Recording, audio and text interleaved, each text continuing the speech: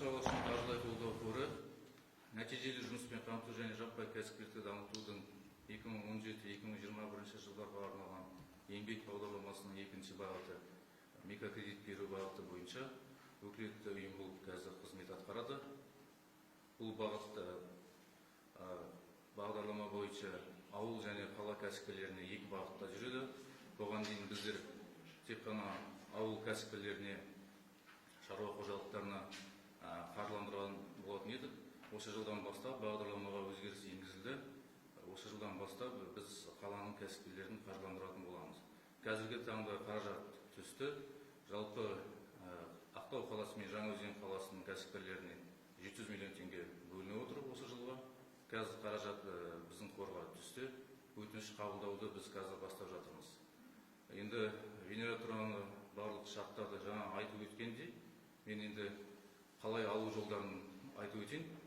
Қалай бірінші қаланы қайдан бастау керек екен.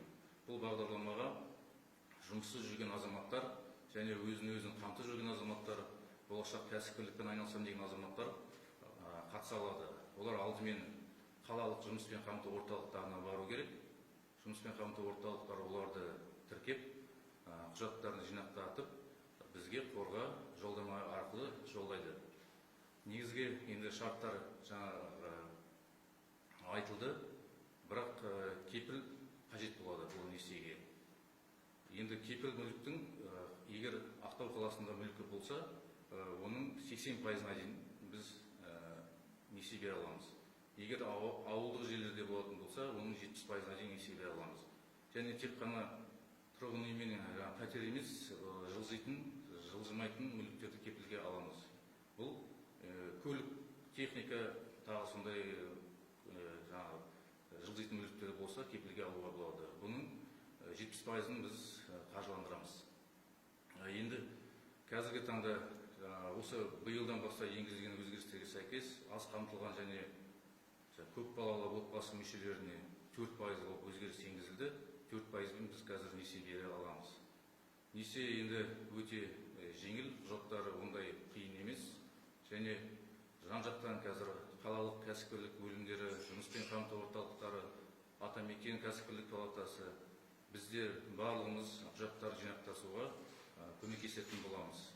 Негізгі талаптар енді жаңа кепіл мүлік және несие тарихының жағымды болуы. Несие тарихы дегеніміз енді сол кәсіпкердің бүгінгі күнге дейінгі алған несиелерін уақытты төлеген төлемегендігін көрсететін есеп. Ол халыққа қызмет көрсету соны арқылы алуға болады, немесе өздері егов порталы арқылы, өздері электрондық кілт арқылы өздері алуға болады. Осы негізгі талаптар ары қарай бизнес жоспар қажет болады, сосын жасайтын бизнес орындары қажет болады. Бұл бағдарламада шектеу жоқ, барлық бизнестің бағыттарына несие беруге мүмкіндік бар.